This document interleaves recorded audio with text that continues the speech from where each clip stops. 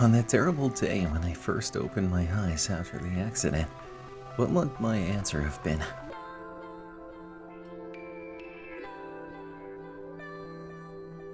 No, oops, wrong button. When I think back on this many years from now, well, I wish that my answer today had been different. It doesn't matter. Here at this moment, there's no doubt in my mind. Who was that? I asked Saya, looking at the unidentifiable pieces of the monster. The man living next door. I don't know his name. Oh, so it was Mr. Suzumi. He was hardly a stranger. We've been neighbors for as long as I can remember. I'd go so far to say that we were on good terms before the accident. And now I've killed him with my own two hands. I feel little. Mr. Suzumi, the kindly painter who lived next door, is but a distant memory. The pieces of meat around me belonged to a creature whose existence was nauseating. Only by killing the vermin could I find relief.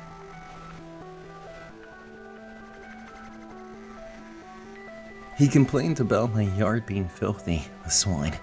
It doesn't matter what Saya did. He wasn't worth keeping alive anyways. These are my honest feelings. My hands are wet with another man's blood, and yet I'm utterly calm. Now I know what I lost in the accident. Saya says I can take it back, but I know I can't. It's gone forever. The life of the man called Suzumi. Hey, Saya. No doctor could possibly fix my condition, you know. Fuminori. You can do what no human is capable of. You're not human, are you? Saya looks away, her expression unreadable. Everything is monstrous and loathsome in my eyes. Everything but Saya. I thought that she was somehow unique. I was wrong. I just see her as I do everything else, as something other than what she really is. But why should that surprise me? Saya is part of my world, just as I am of hers. It doesn't change what we are together. I stand and walk over to Suzumi's dismembered corpse. I read this manga once, about a man who recovered from an accident, only to find out he could no longer see the world as it was. Kind of like me.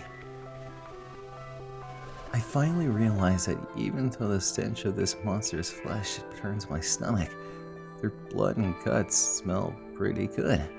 In fact, I know this fragrance well. He saw people as rocks and robots as beautiful women. And so he fell in love with something that wasn't remotely human.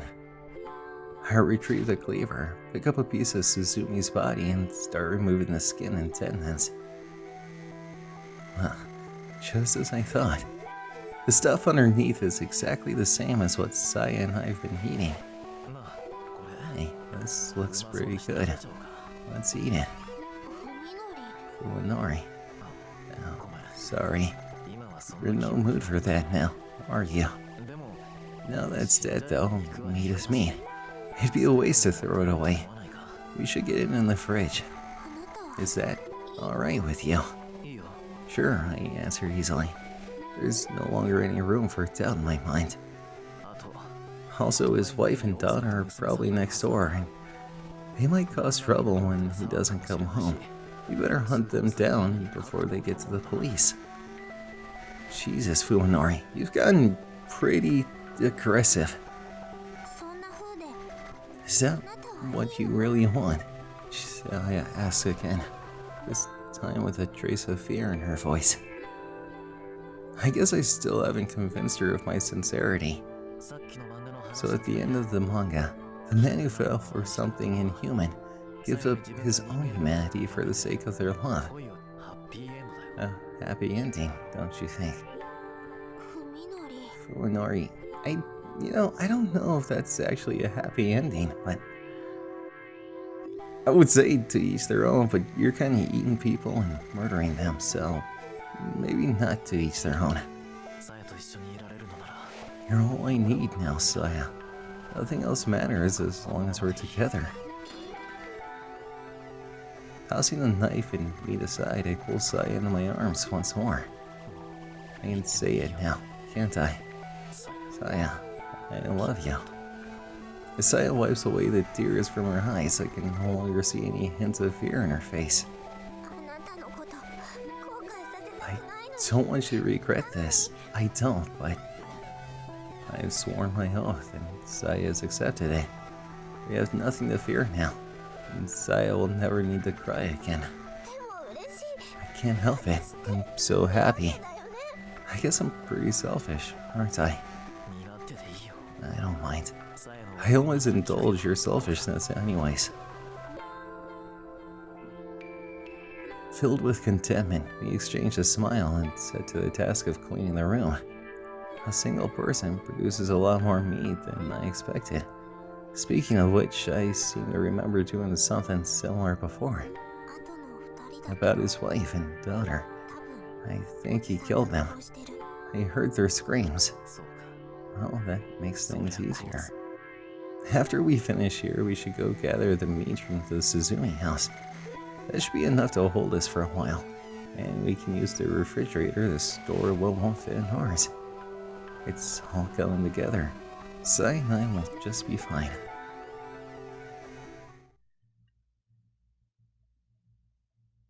この写真知ってる I think I recognize this picture. After we finish our labors and get into bed, I show Saya what I found in Ogai's house. この一枚 It looks 見覚えがあるよ familiar.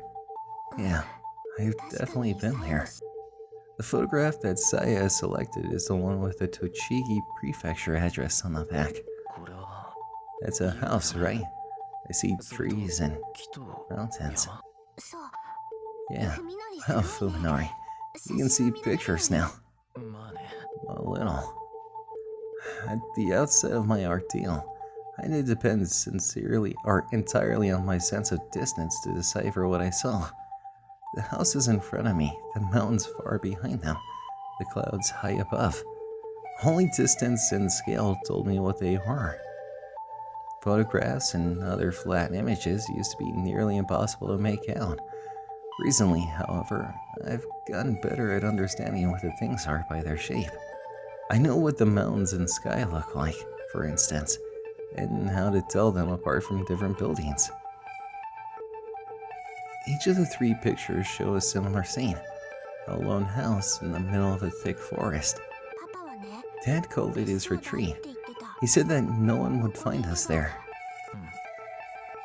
Judging by the address on the back of each photo, they were probably excellent places to hide from prying eyes, but why three? The dates are pretty old, and it seems odd that they were all taken within a few days of each other. Maybe he was scouting properties, looking for the perfect location for his hideaway. Saya recognizes only one of the houses, so that must be the one Ogai picked. Checking the location on the road map of the Kanto area, I find that it's about 3 hours out of Tokyo by car. お父さんがここにいる可能性 Do は you think your father will be there? 電話してみた I けど tried 出な calling か him, った but よ he didn't answer. 多分いないと思う I don't think he's there. でも But he might have stopped by recently. The way I see it, our only hope of finding a guy is to follow whatever lead we have, no matter how small. The probability that his hideout will yield useful information may be low, but it's not zero. 明日にでも行ってみようかな I think I'll check out his place tomorrow. え Do you have to? Saya pouts. I wasn't expecting her to object. でもここ Isn't it 遠いんでしょ far? 行って調べて帰って It'll only take about half a day to go there, check it out, and come back. その間 I just stay home by myself while you're gone. So that's what it is. Slightly exasperated, I smile and rub Saya's head. 少しは Be a 我慢 little してる patient, alright? な You want to find your father too, don't you? うん After a brief silence, during which her expression is hard to decipher, Saya looks up at me and says, ね Hey. おみのり Fuminori, let's forget about that. え That's the last thing I expected her to say. いいってでも Forget about him. 君の But お父さん he's your father. Aren't you worried? いいの Not anymore, Saya says, coming closer to feel my warmth. I have you now. The fact that you're tossing him away is kind of concerning, Saya. Like, oh, I call him dad, but he's not really my father. He taught me a lot and probably loved me in his own way, but you're kinder and warmer. Okay, so basically it's because you're getting laid, which is really weird. The more that this goes into it, it's weirder. Not because she has the appearance of a child, but that she's a young monster that's also a super predator. It's really fucking weird. To think of it like this weird gelatinous horror, whatever the fuck Saya is laying on top of him. Like, it's uneasy to me. Saya's words make me happy, but I also hear the loneliness in them. 本当に Are you 僕だけ really alright with that? Yeah, you don't like it just being the two of us. いや I do, but I also want to meet Dr. Okai. Having finally figured out how to explain my feelings, I continue. さやのことを I want to get to know you better. If there's someone who knows more about you than I do, I have to meet him. うーん Oh. Sai doesn't seem upset, but she does tilt her head quizzically, as though my thoughts are strange to her. それに And I also want to...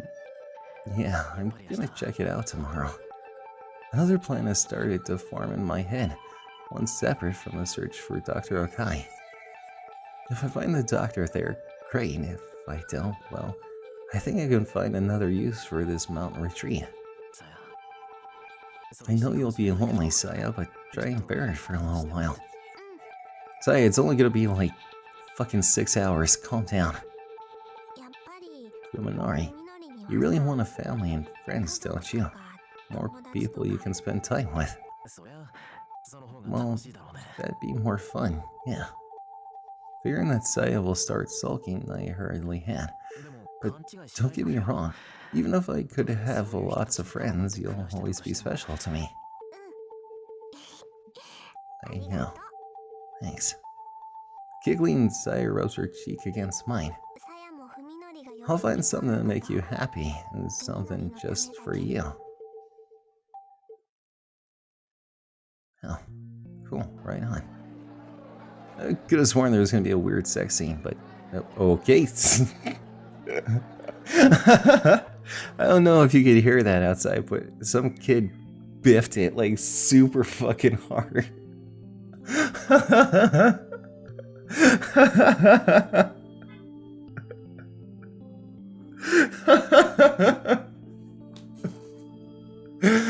Oh,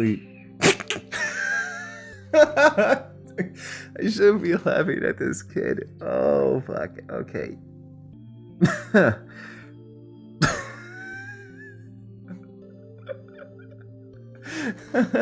Okay. Compose myself. Enough of laughing at children's misfortunes. Today, all of Koji's classes were in the morning. On his way to meet Yo for lunch after his final lecture, Koji suddenly gets a call in the middle of the hallway. Without thinking, he reaches to his belt for his new camera phone, but curses when he realizes that the ringtone is coming from an old phone in his bag. He hasn't transferred his contacts list yet, and calls still come to his own phone from people who don't know the new number. When he finally fishes the phone from his bag, the name he sees on the display sends a chill up his spine. Fuminori. Why now? What does he want? It's hard to be happy about a call from Fuminori after the incident at the Okai house. はい You. いやコジ Hey, Koji, you're done with class for today, right? ああ Yeah.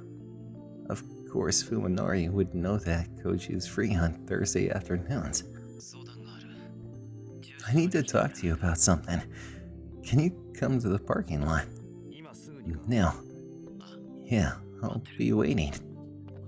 Fuminori hangs up without another word. What's gotten into him? What does he want? Koji wonders as he picks up the phone in his jacket pocket. The sudden change is disturbing. After a week of avoiding both Koji and Yo, maybe he's finally ready to talk, in which case Koji should probably consider this a good thing. However, he can't shake the feeling that something's wrong. 待たせたか。 Did I keep you waiting, boss? いや。 No. In the parking lot, Koji finds Fuminori leaning against the fender of Koji's Accord. I had an Accord. Oh god, it was the worst goddamn thing I've ever owned in my life when I was a kid. And the thing had 300,000 miles on it, and props to making an engine that'll last that long, but like it wouldn't turn when it wouldn't shift when I turned, it wouldn't, like all the lights came on. It was a death trap. After like going past 50 miles an hour, it would shake vehemently. It was awful. It was really, really terrible. And I also found a homeless guy sleeping in it one time, because one of my windows was broken. Yeah, so there you go, Accords. Built to last, whether you wanted to or not. The last time they met in the darkness of an abandoned house. This is the first time in over a week that they've spoken face to face. The light. Oh, in the light. Perhaps that's why Koji senses something strange in Fuminori's expression. He's not sure what exactly, but something's changed. 前にも話したと。 I think I told you before that I'm looking for information on a man named Dogai. そうらしいな。 Yeah, I got that. それがな。 Well, it's starting to get more complicated. 色で難しくなってきたんだ。 It looks like I can't handle it by myself after all. Fuminori seems more relaxed than before. He used to be tense all the time, like he was terrified of something. But now his expression is calm. He's even wearing what resembles a sheepish grin. で、お前にも手 I 伝ってほ need しい。 your help, Koji. Nevertheless, some instinct is telling Koji that Fuminori's changes are not for the better. 一体どういう風の吹き Why the sudden change of heart? Koji asks, keeping his expression neutral to conceal his expression or suspicion. だってお前 You're interested, aren't you? Fuminori responds coolly. His smile, unreadable as ever, offers no glimpse of his true motives. お前も僕の後から You searched Dr. Okai's house after me. 僕とお前とで It's a waste of time for us to look for him separately. どうせなら We should team up. 協力。 Why? Why does he sense malice, thick and viscous, lurking behind Fuminori's smile? ともかく Probably because you think he's gonna murder the fuck out of you, dude. Like, you have to be slightly aware of this, right? Like, if someone becomes completely tense and absolutely out of their mind, and all of a sudden they're like super confident, that's a red flag that they've done something really bad. Something bad enough to instill massive self-confidence. You know, it makes them feel like an apex predator. まあ Anyway, I need your car today. Mind driving? I guess not. Fuminori's car was destroyed in the accident, so Koji isn't surprised that he needs a lift. Koji unlocks his car and gestures for Fuminori to take the passenger seat, and gets behind the wheel and starts the engine. でどこに行くんだ Well, where are we going? 栃木の北の North Tochigi, near Natsu Heights. 栃木 Tochigi. Koji can't believe his ears. 住所はこれだ Here's the address, Fuminori says, handing Koji a photo with an address on the back. We need to find this building. He seriously expects to be driven over 100 kilometers and back. Koji doesn't know whether to be angry or impressed. Hold on. How long is 100 kilometers? Alright, hold on. I'm gonna check this out. 100 kilometers to miles. That's gotta be like, what, 60 miles? Yeah, 62 miles. And yeah, okay, cool. That's not far at all. Come on, man. I've taken longer trips than that. If we leave now, we should get there by evening, right? Yeah, maybe. In fact, dude, like, me and my buddies like decided, hey, you wanna go like to a different state one day? And then we went there, and then it was completely overturning with monsoons. In fact, the lake that we were gonna go to was so torn up that boats were turned over. It was the worst storm in like the last 10 years. And we drove like 7 hours in one day only to have to turn back again. It was about 14, 15 hours of driving. It was a bad mistake. It was a really dumb mistake, but hey, you were, young and stupid, so. Koji sighs heavily, tapping the steering wheel as he calms himself down. Now that he's come this far, the only thing he can do is see his friend's craziness through to the end. Is this a vacation home or something? Probably. Dr. Okai should be there. Koji isn't looking forward to meeting the owner of that creepy house, but he's even more uneasy about letting Fuminori go alone. It looks like he just has to grin and bear it. We might not get back until tonight. I'm sorry for the trouble. Don't mention it. Koji drives out of the parking lot, leaving the rest of what he thought to say unspoken. Koji is a complete bro. Like, he is stupidly bro. Fuminori murders the shit out of his long-term girlfriend, is a complete dick to him, and he's like, hey dude, can you give me a ride to like 60 miles out of town? I know I've been kind of a dick and I'm being creepy, and Koji's like, yeah, sure man, why not? We got history. Fuminori's smile seems wrong somehow, like an expressionless mask glued to his face. And Fuminori is just a complete fucking asshole. Like, I know he sees monsters. That is clear, and I understand. Like, it would be completely disconcerting, But these are your friends, and even though they're horribly abominable looking, like, if one of my best friends looked like a monster, I'd be like, well, that sucks, but good thing we can still play video games. Like, you can't just give up your best friends. Then again, I don't have friends that I'm not, like, lifelong friends with. You know what I'm saying? I prefer to have a few friends that are through, thick and thin than probably what Koji has. Or, I'm sorry, what Fuminori has.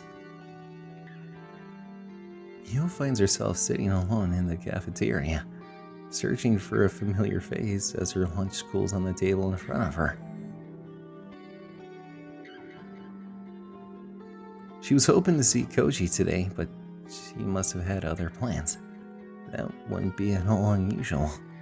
Normally, Omi and Fuminori would pick up the slack, but Omi and Fuminori aren't here anymore. Yo puts down her chopsticks, and her appetite is ruined by the lack of company and the anxiety at eating at her. Omi is missing. Fuminori has turned on her, and she has no idea why. If Koji were here, she could count on him to distract her with some idle conversation. Now that she's all by herself, Yo has become keenly aware of how little tolerance she has for loneliness. She begins to feel paranoid, like the whole world is blind to take her from everything that she cherishes. What is going on here? Where is Omi gone? Is Fuminori really unrelated to her disappearance? Or is he the key to this mystery, as Koji and Dr. Tanbo suspect?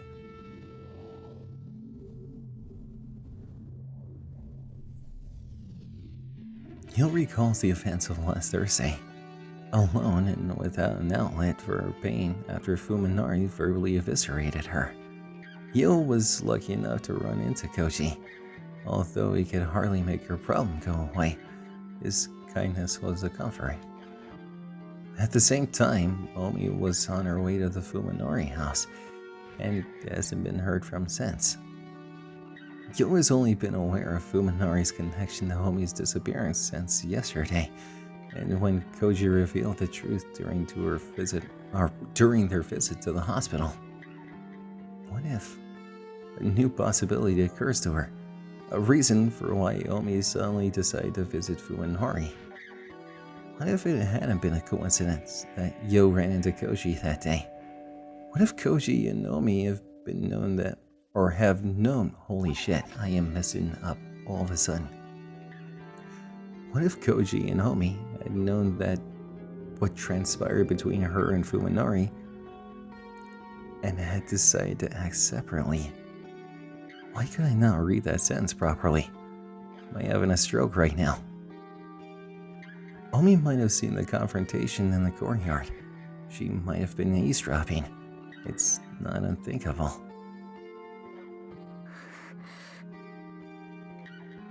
As the idea forms in her mind, Yo feels as though something is tearing her body apart from the inside.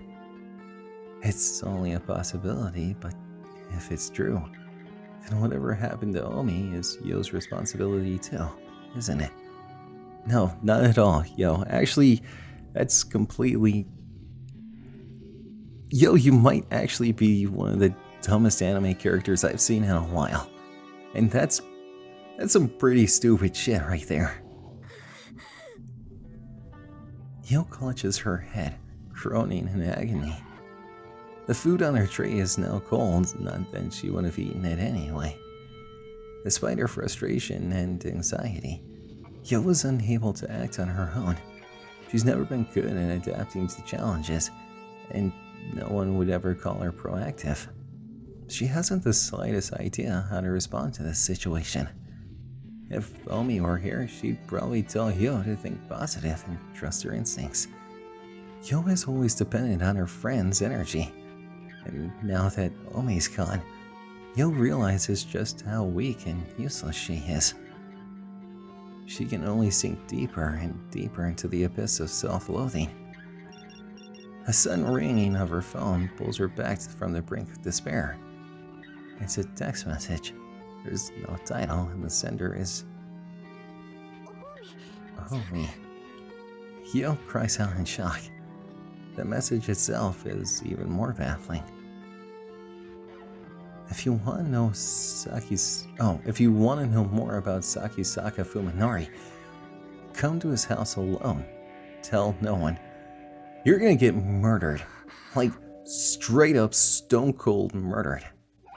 The message bears no trace of Omi's personality, but Yo can't deny that this was sent from her phone.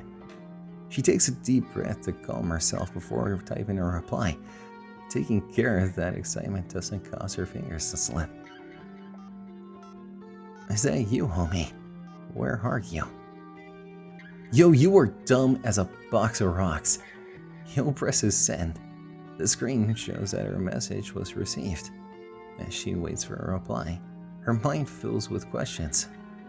Is someone else using homie's phone to send text messages? And if so, why to her?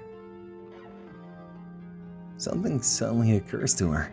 She and Homie have exchanged countless messages over the years, many of which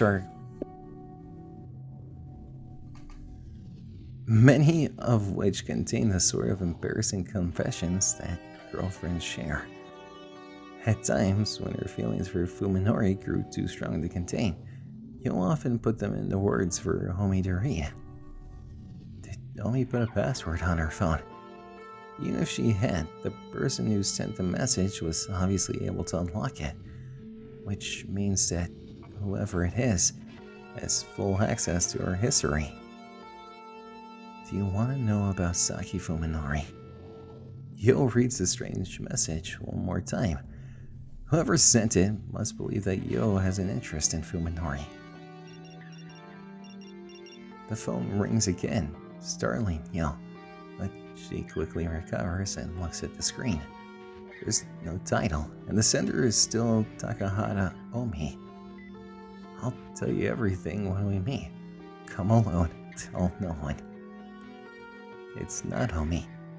She would never try to scare Yo with such a mean-spirited prank. Anxiety has brought Yo almost to tears, and her mind isn't made to deal with something like this. Who is using Omi's phone and promising to reveal Fuminori's secrets? Who? I don't know. This seems like a great investigation for the fucking police, Yo. Yo desperately wants advice from Koji. From anyone. She even starts to dial Koji's cell, but a sudden suspicion stops her. The sender might be somewhere nearby, watching her at this very moment. A cold chill runs down her spine as she looks furtively around the cafeteria. Come alone. Tell no one. The lifeless characters on the screen are like a knife against her throat. However, Yo clutches her phone and forces her heart to stop pounding. Isn't this cowardice exactly what she hates most about herself? Doesn't she want to know what she's capable of? Doesn't she want to do more than sit and wait? I feel like your own stupidness is the thing you should hate most about yourself. Your naivety, or naivete, I think that's the proper way to pronounce it, is probably something you should invest more time in. To correcting. Sorry. You'll realize that her hand is shaking. How easy would it be to just go into her cowardice, to convince herself that Omi and Fuminori are beyond her reach? That's what she truly wants. Even if it means abandoning dignity and loyalty, she wants to flee from the unknown. But she also knows that even escape is beyond her. Yo understands herself well. She knows that no matter how far she runs, regret and self-loathing will consume her after everything else has fallen apart. In the end, Yo is unable to overcome her cowardice alone. She lacks both willpower and the courage to run. Dude, you are so fucking dead. You're basically a walking corpse right now. The afternoon silence is somehow forbidding. A stink in the air. A stink of garbage left out to rot. Even this perfectly normal residential neighborhood seems ominous to Yo in her current state. She feels like she's standing in the middle of a necropolis, as if everyone in the house around her is dead. Yo pushes her fear aside and presses the buzzer in the Saki house's front gate. Fuminori wasn't in class today. Is he home? He couldn't have sent those awful messages, could he? She doesn't even want to consider the possibility, so she forces the unwelcome thought from her mind. There's no response from the intercom. Yo doesn't know, of course, that Omi stood within the same spot 1 week ago, staring at the silent intercom with the same confusion that Yo is experiencing now. She, however, is not forced to wait, as Omi was. The phone in her pocket rings, catching her off guard. It's another text message from Omi's phone. Come in. The door is open. Yo looks around quickly, a shiver running through her as she realizes that she's being watched. Searching fearfully for Observer, Yo spots a movement out of the corner of her eye. On the second floor of the Saki house, a tightly drawn window curtain just fluttered. The person who sent the messages is inside the house. Oh no shit, Yo, come on. Only now does Yo realize that every other window has storm shutters closed. No matter what happens inside, no one will ever know. This time she nearly gives in the intense urge to flee. But the terror she feels towards her invisible watcher is stronger and won't permit her to turn her back upon the window. She has nowhere to run. Yo bursts into tears, unable to take a single step.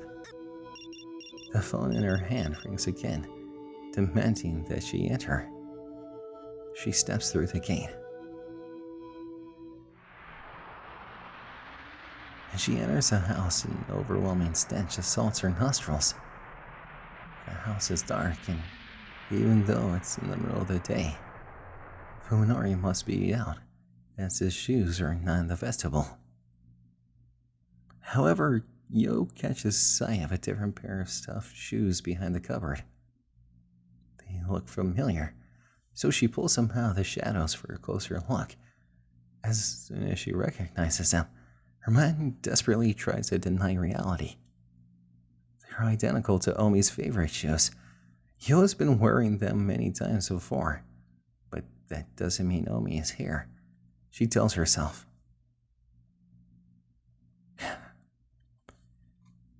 They might belong to someone else, someone who bought the same shoes from the same store.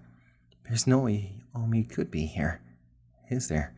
Yo, you're dumb as shit. Like, straight up, dumb as a fucking brick. In a sudden flash of clarity, Yo presses the most frequently used speed dial button on the phone, still tightly in her clenched fist. The phone dials Omi's number. It only takes a second for the signal to reach the nearest relay station, and then... That's creepy as fuck. Like, that is horrifying. A familiar ringtone reaches throughout the house, the unmistakable sound of Omi's phone. It's coming from the second floor.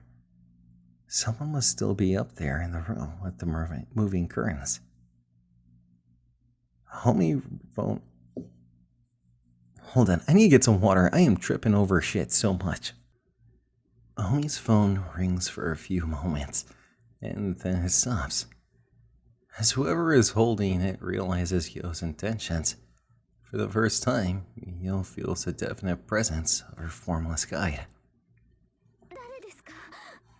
Who's there? She gathers her courage and calls out into the house, but there's no response. Whoever it is must not want to be seen. Yeah, no shit, dude. Come on.